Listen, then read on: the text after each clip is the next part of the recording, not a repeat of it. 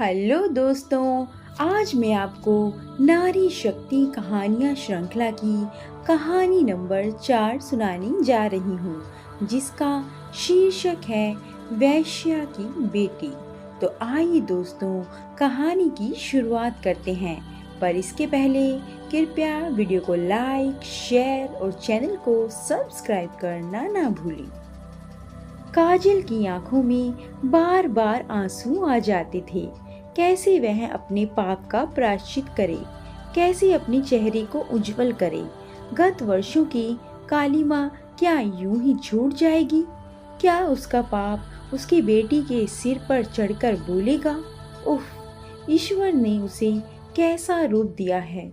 बिंबा फल से अधर, श्वेत वर्ण, शुक जैसी नासिका, सब कुछ फुर्सत में गढ़ा हुआ सा। अपनी कमल सी खिली सुंदर मासूम आँखों से जब वह उसकी ओर देखती है तो काजल का दिल कसक उठता है।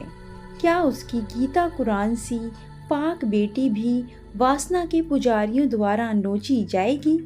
क्या उसका सुंदर शरीर भी ऊंचे नीचे भाव से बेचा जाएगा? नहीं, वह ऐसा नहीं होने देगी, कभी नहीं। उसे वह अपने संस्कार कभी नहीं देगी। वह उसे स्त्री जीवन का आदर्श बनाएगी। अभी उसी दिन तो जब वह बाहर खेलने गई तो किसी ने कह दिया, रंडी की बेटी रंडी होगी। उसने घर आते ही उससे पूछा, माँ, ये रंडी क्या होती है? तुम उनको क्यों नहीं कुछ कहती? बच्चे मुझे अपने साथ क्यों नहीं खिलाते? उसकी बात सुनकर फूट फूट कर रोने लगी थी काजल। क्या जवाब दे बेटी को? उसे यह बताए कि रंडी वह होती है जो समाज के शरीफ लोगों की गंदगी पचा लेती है, जो एक कूड़ेदान होती है जिसमें लोग अपनी अतिरिक्त ऊर्जा विकृत हवस उड़ेलने आते हैं, जो ना हो तो समाज में माँ बहन बेटी के रिश्ते भी खतरे में पड़ जाएं। पर वह चुप रही।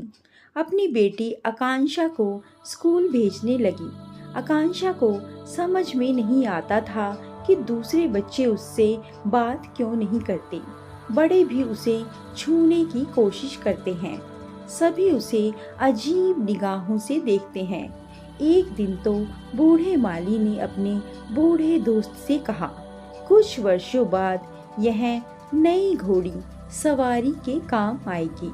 आकांक्षा को उनकी बात का मतलब तो समझ में नहीं आया, पर उनके चेहरे के भाव से उसे पता लग गया कि वे लोग उसे गाली दे रहे हैं। उसने घर आकर काजल को यह बात बताई तो काजल सोच में पड़ गई। क्या करे वह? कैसे अपने माथे पर लगे रंडी नाम के ठप्पे को हटाए? कैसे अपनी बेटी को स्वस्थ वातावरण दे? उफ, अपना धंधा तो उसने बेटी के जन्म के बाद से ही छोड़ रखा है। कोठा छोड़कर एक खोली में रह रही है, लेकिन वह ठप्पा नहीं छूट पा रहा है।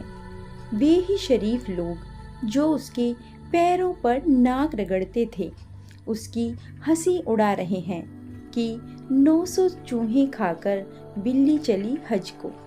हर पाप का प्रायश्चित होता है, तो क्या उसके पाप का कोई प्रायश्चित नहीं? उसकी बेटी क्या इस विषाक्त वातावरण में स्वस्थ रूप से पनप पाएगी? 14 वर्षों बाद आकांक्षा एक खूबसूरत नवयुवती बन गई। वह सब कुछ समझने लगी। उसके रूप गुण के चर्चे चारों तरफ होने लगे, पर सम्मान भाव से नहीं। हर पुरुष उसके सामीप्य के लिए ललायत दिखता। कोई प्रेम पत्र लिखता, कोई आहें भरता, कोई अपने सीने पर हाथ रखता। कुछ तो उसे कॉलेज से घर और घर से कॉलेज पहुंचाने का ठेका लिए दिखते। आकांक्षा मन ही मन उनके प्रति घृणा समेटे हुए चुपचाप अपना काम किए जाती, किसी की तरफ देखती नहीं। काजल ने उसे ऐसी ही नसीहत दी थी। उसकी बेरुखी पर लोग ताने देते, रंडी की बेटी सतवंती बनने चली है। आकांक्षा को बस पुस्तकें अच्छी लगती। कभी कभी वह महान लेखकों पर झुंझलाती कि क्यों वे अच्छे विचारों को लोगों के मनो मस्तिष्क में उतार नहीं पाते। शिक्षित वर्ग तो उसे और भी भ्रष्ट लगता। उसके शिक्षक तक उसका लाभ लेना चाहते। वह दुखी हो जाती। कहानियों में दिखाई पड़ता आदर्श नायक ही अब उसके मन को बहलाता था। यथार्थ की क्रूरता से घबराकर वह कल्पना की दुनिया में रहने लगी थी। उसके दिवा सपनों में एक आदर्श पुरुष था जो वासना के पुजारियों से बिल्कुल अलग स्त्री जाति का सम्मान करने वाला था। वह रंडी की बेटी से प्रेम का संवांग नहीं करता था, बल्कि उसे सम्मानित ढंग से अपना बनाना चाहता था।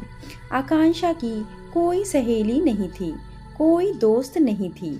वह लड़कियां जो दिन रात गंदी बातों में डूबी रहती, उसे हिकारत की नज़रों से देखती।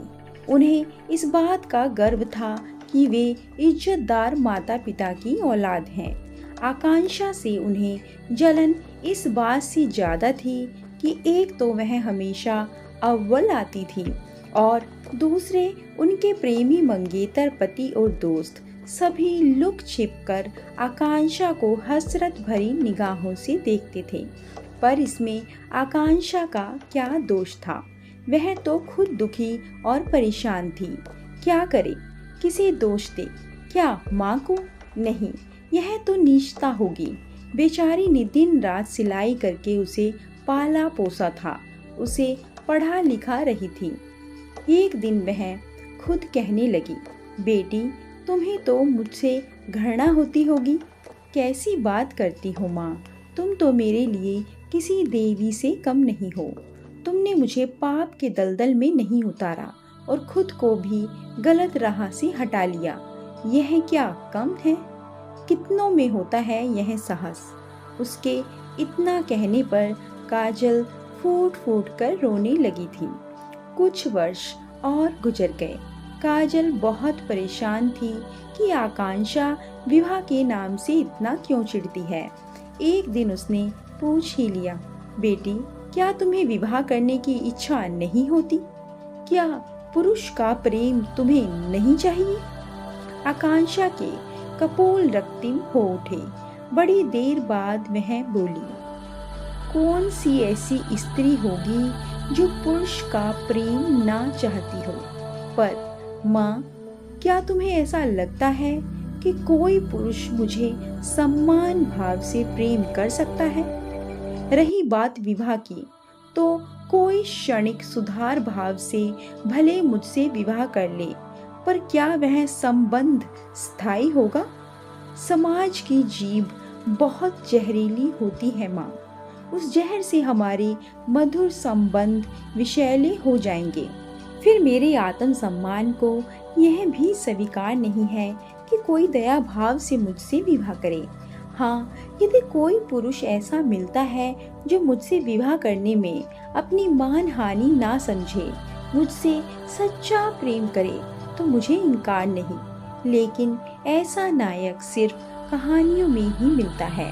माँ, तुम मेरी चिंता बिल्कुल मत करो। मैं इसी तरह बहुत खुश हूँ। कुछ दिनों में मेरी पढ़ाई पूरी हो जाएगी। फिर मैं कोई अच्छी सी नौकरी कर लूँगी। कोशिश करूँगी कि कहीं बाहर नौकरी करूँ, ताकि यह शहर और हमारा अतीत पीछे छूट जाए। फिर हम नए सिरे से जीवन बिताएंगे माँ। काजल का दिल आकांक्षा की बात सुनकर रो पड़ा। उफ, उसकी भूल की सजा उसकी फूल सी बेटी को मिल रही है। ऐसी बेटी, ऐसी पवित्रता विश्व की गिनी चुनी कन्याओं में ही होती है। हाय मेरी बेटी, इतनी कम उम्र में तुमने उन वास्तविकताओं को जान लिया जिसे मैं उम्र भर नहीं समझ सकी। काश समझ गई होती तो आज। दोस्तों, कहानी जारी रहेगी। कहानी को पूरा सुनने के लिए कृपया वीडियो को लाइक, शेयर और चैनल को सब्सक्राइब करना ना भूलें। धन्यवाद।